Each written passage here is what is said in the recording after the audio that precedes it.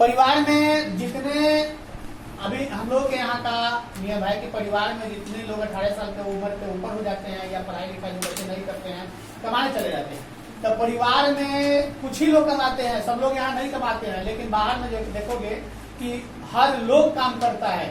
हालांकि परिवार के हर व्यक्ति को काम करना ही चाहिए।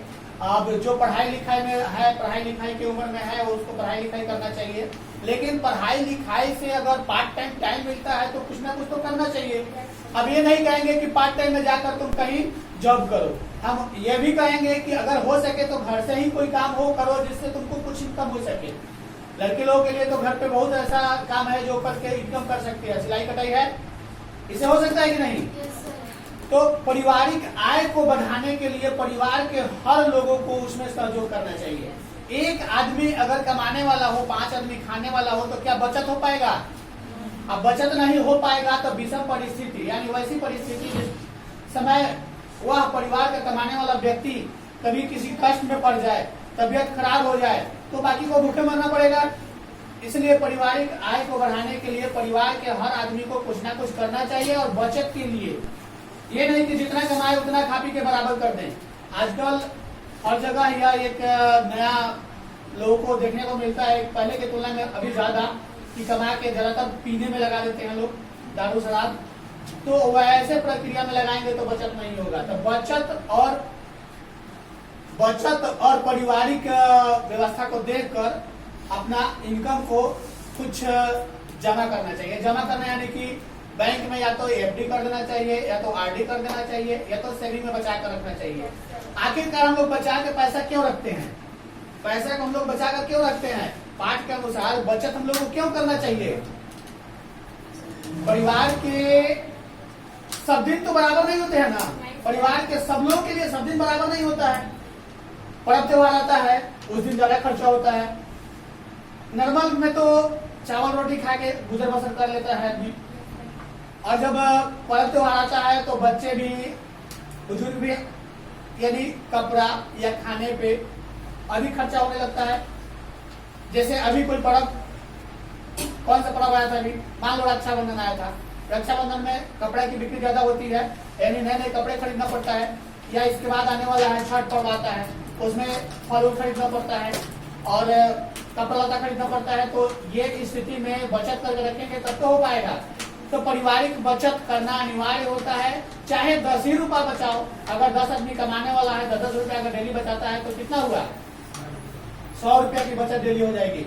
मंथली बचत 3000 रुपए की हो जाएगी। तो एक कभी कोई ऐसी परिस्थिति आएगी जिसमें वो 3000 रुपए परिवार पे खर्चा किया जा सकता है। इस तरह से, ऐसे कि अब तो पहले के जैसा नहीं रह गया है कि 10 रुपया बचे। अगर पर डे का कमाई 300 से 400 है तो निश्चित है कि 200 रुपया बचा सकते हैं, 200 रुपया परिवार पे खर्चा करके। तो ये हुआ परिवार का बचत और आय और बचत, यानी आय तो होगा ही, लेकिन बचत कैसे करना है ये उसमें से ढूंढना है। लेकिन डेली सब खर्च हो जाएगा तो विषम परिस्थिति में रोना पड़ जाएगा या कर्ज में करना पड़ेगा। और क्या था क्वेश्चन? इसमें हम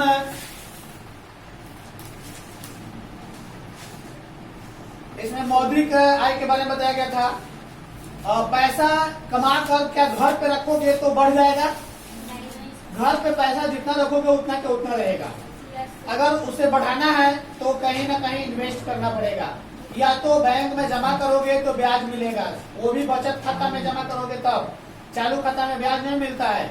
दूसरी बात, किसी को देते हो तो ब्याज लगा के तुम्हें देता है। तीसरी बात, कोई बिजनेस कर देते हो तो मिलता है। या बिजनेस नहीं करते हो, किसी बिजनेस में फंसा देते हो, बिजनेस करने वाले को दे देते हो, तो वह मान के चलो हम कोई बिजनेस कर रहे हैं, मेरे पास 1 लाख रुपए की जरूरत है, अगर पैसा मेरे पास नहीं है तो हम क्या कहेंगे? 4 आदमी मिलकर करते हैं। अगर 4 आदमी को टाइम है तो टाइम देगा, नहीं तो हम फुल टाइम देंगे और उसमें से अपना कुछ हिस्सा काट कर बाकी आप लोगों को बचत कर देंगे।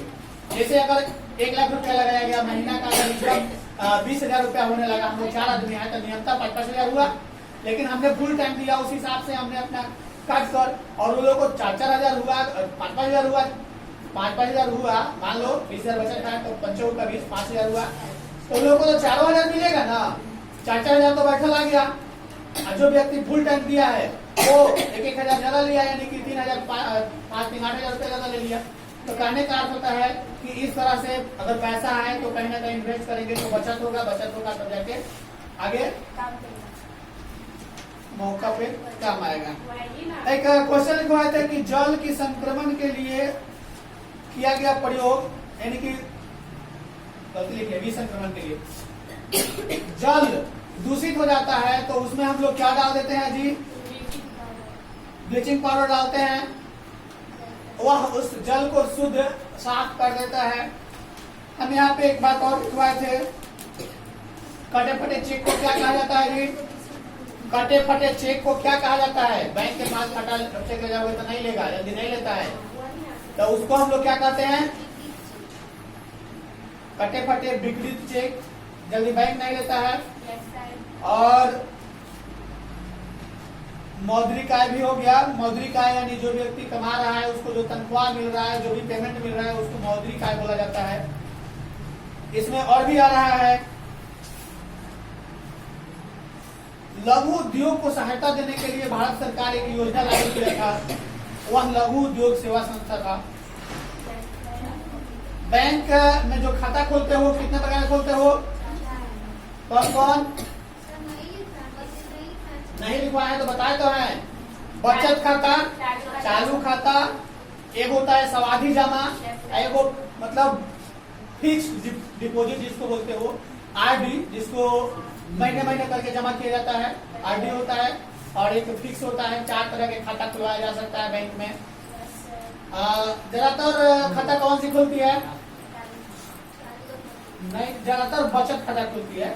चालू खाता बिजनेस में नहीं खुलवाएगा, जिसको रोज लाखों जमा करना है, लाखों निकालना है, तो वो चालू खाता खुलवाएगा। चालू खाता में बैंक खुलवाने वालों से पैसा लेती है, हर साल कुछ ना कुछ चार्ज काटती है, लेकिन बचत खाता में वह बैंक ब्याज देती है, 3% 4% ब्याज देती है। अच्छा, तुम लोग बैंक में जमा करते हो तो 10 साल 9 साल 10 साल के बाद दोगुना होता है पैसा, ऐसा होता है। लेकिन सोचो, ग्रामीण स्तर पर बैंक की तुलना में कई गुना ब्याज ज्यादा मिलता है।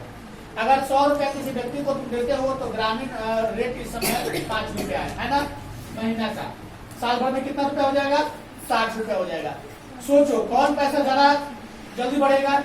ग्रामीण, क्योंकि 12×5=60, साल में 60 रुपया ब्याज आएगा 100 रुपया का। अगर किसी व्यक्ति को 10,000 देते हो तो उस हिसाब से ज्यादा आएगा। तो कहने का मतलब कि बैंक में जमा करते हो तो बैंक में ब्याज कम आता है, बैंक में ब्याज कम आता है। लेकिन कम आने का कारण क्या है? यहाँ कभी सोचे हो कि बैंक कम क्यों देता है और ग्रामीण में ज्यादा क्यों मिलता है? ग्रामीण पैसा डूबने का ज्यादा चांस रहता है।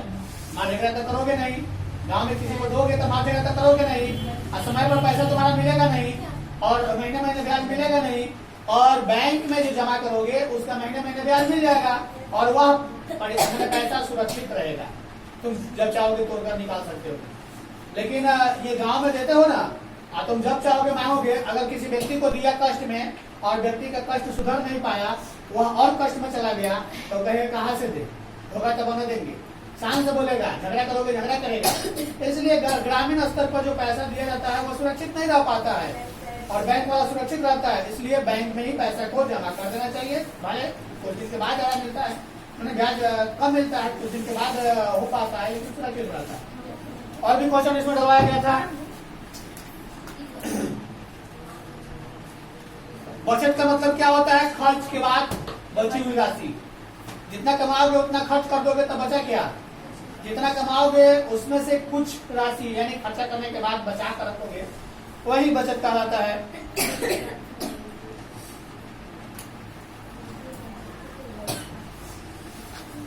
और इसमें कुछ और तक कुछ ना है